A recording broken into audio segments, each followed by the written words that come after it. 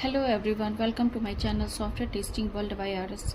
Friends, आज के video में जानेंगे स्पाइरल मॉडल के बारे में कि स्पाइरल मॉडल क्या है, इसके एडवांटेज क्या हैं और इसके डिसएडवांटेज क्या हैं। तो सबसे पहले जानते हैं स्पाइरल मॉडल है क्या। Spiral model is one of the most important software development life cycle.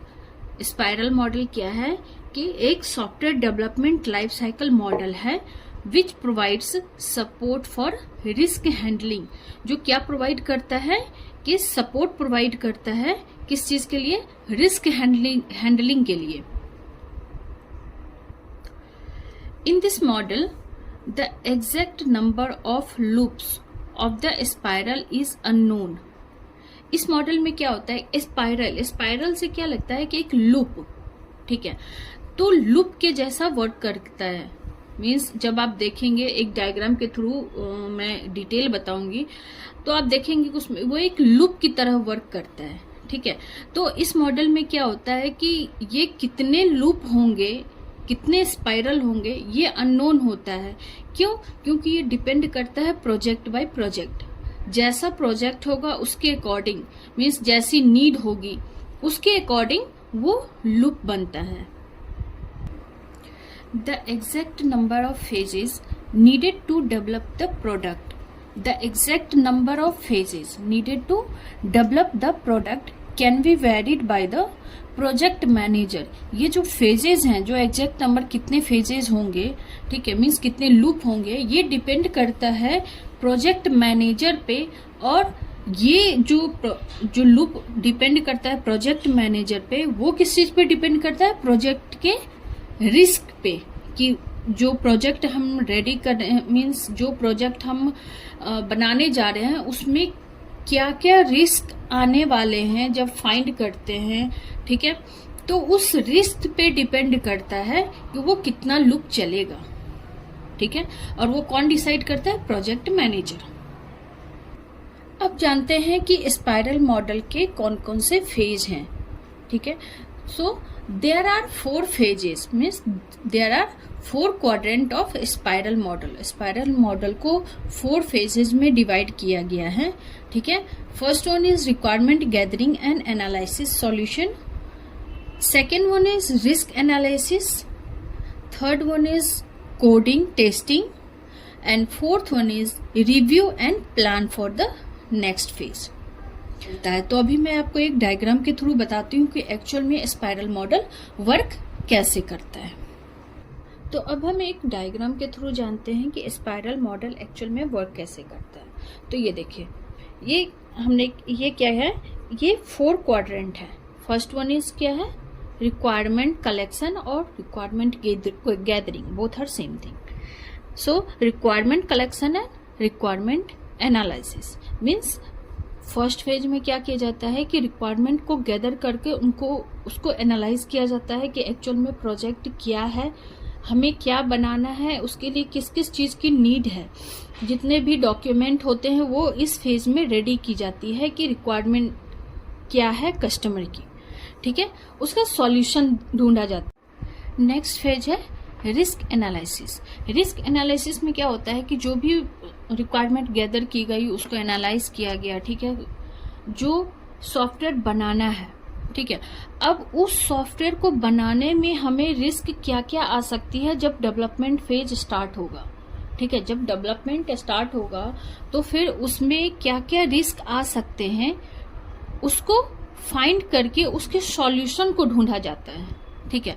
तो ऐसे अगर रियल जो प्रोजेक्ट है, ठीक है, अगर रियल प्रोडक्ट पे अगर हम उसको सॉल्यूशन ढूंढने लगेंगे या उस पे अगर वर्क करना स्टार्ट करेंगे तो क्या होगा, टाइम भी ज्यादा होगा और कॉस्ट भी ज्यादा लगेंगे। तो इसके लिए सबसे आसान तरीका क्या है कि एक प्रोटोटाइप बना लिया जाए, ठीक है, और जो प्रोटोटाइप बनाएंगे उसी पे रिस्क को ढूंढकर रिस्क को एनालाइज करके उसके सॉल्यूशन को फाइंड करेंगे कि इसका सॉल्यूशन क्या हो सकता है।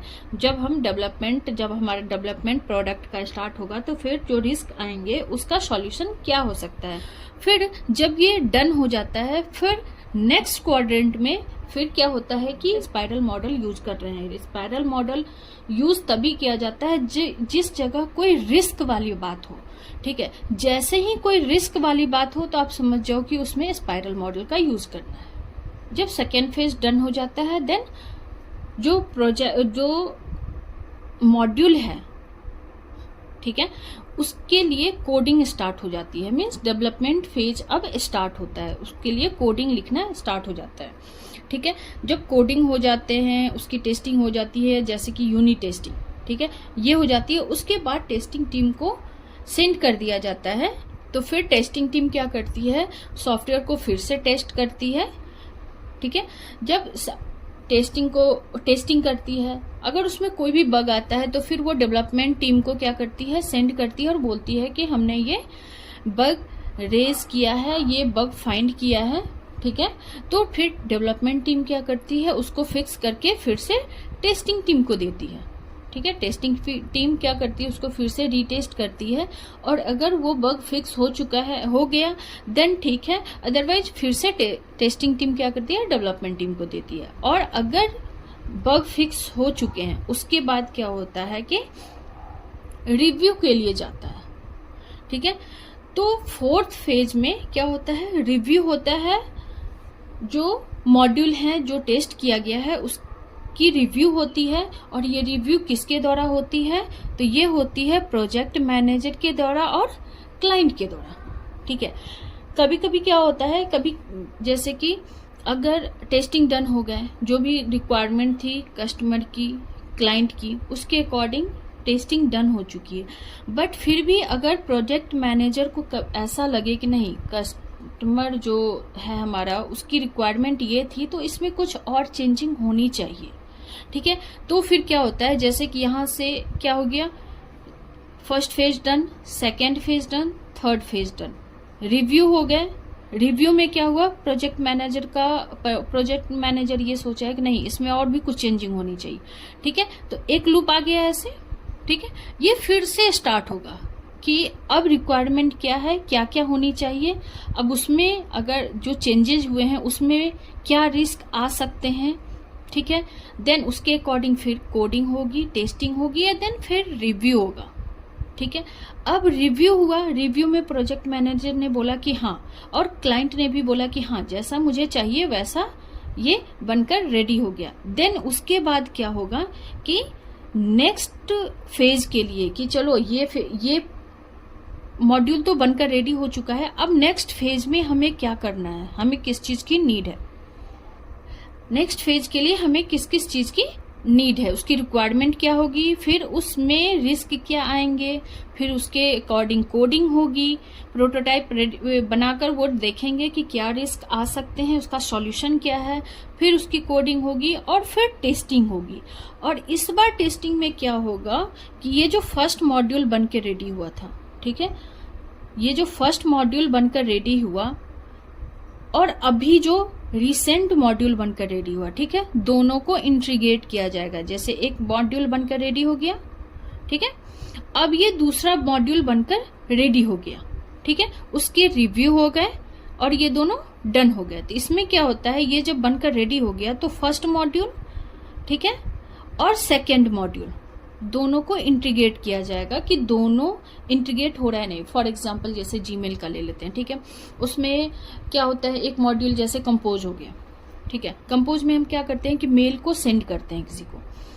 तो जब हम किसी को मेल सेंड करते हैं तो वो जब सेंड होने के बाद वो मेल किस में आना चाहिए, हमें शो करना चाहिए सेंट आइटम में, ठीक है। और अगर वो मेल सेंट आइटम में शो कर रहा है, मीन्स क्या कर रहा है कि एक मॉड्यूल हो गया कंपोज, दूसरा हो गया सेंट, ठीक है। जब दोनों को हम इंटीग्रेट करते हैं, मेल सेंड करते हैं और सेंट आइटम में मुझे वो मेल शो करता है, देन इसका मतलब क्या हुआ, ए का जो ए मॉड्यूल बी मॉड्यूल से इंटीग्रेट कर रहा है, मीन्स मॉड्यूल वर्किंग है और प्रॉपर वर्क कर रहा है, ठीक है।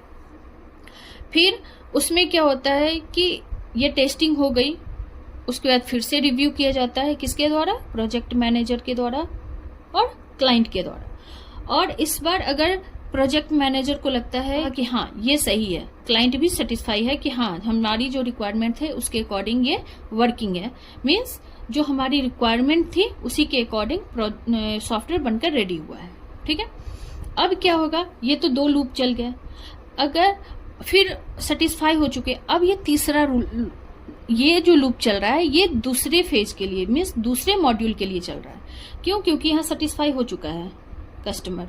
ठीक है, हमारे प्रोजेक्ट मैनेजर भी सेटिस्फाई हो चुके हैं। अब दूसरे मॉड्यूल में क्या होगा, फिर जो दूसरा लूप चलेगा उसमें क्या होगा, फिर से रिक्वायरमेंट आएगी दूसरे मॉड्यूल के लिए, उसकी जो रिक्वायरमेंट है जो गैदर की जाएगी उसकी एनालाइज की जाएगी, फिर उसमें क्या रिस्क आ सकते हैं उसके अकॉर्डिंग प्रोटोटाइप रेडी किया जाएगा, देन उसके बाद फिर कोडिंग, फिर टेस्टिंग होगी। तो मीन्स ये एक लूप चलता रहता है जब तक पूरा प्रोडक्ट बनकर रेडी ना हो जाए। ठीक है, तो अब हम जानते हैं कि स्पाइरल मॉडल के एडवांटेज क्या है और इसके डिसएडवांटेज क्या है। तो स्पाइरल मॉडल में सबसे पहले हम कुछ पॉइंट्स जान जाते हैं कि हमने अभी तक कौन कौन से पॉइंट्स जाना है। ठीक है, कि स्पाइरल मॉडल में क्या क्या होता है। तो क्या होता है, रिस्क हैंडलिंग। स्पाइरल मॉडल में सबसे पहले क्या होता है, रिस्क वाली बात होती है कि पहले इसके जो रिस्क आने वाले हैं डेवलपमेंट फेज में उसको फाइंड किया जाता है और उसके सॉल्यूशन को ढूंढा जाता है। ठीक है, स्पाइरल मॉडल में और सेकंड क्या है, रेडियस ऑफ स्पाइरल कॉस्ट।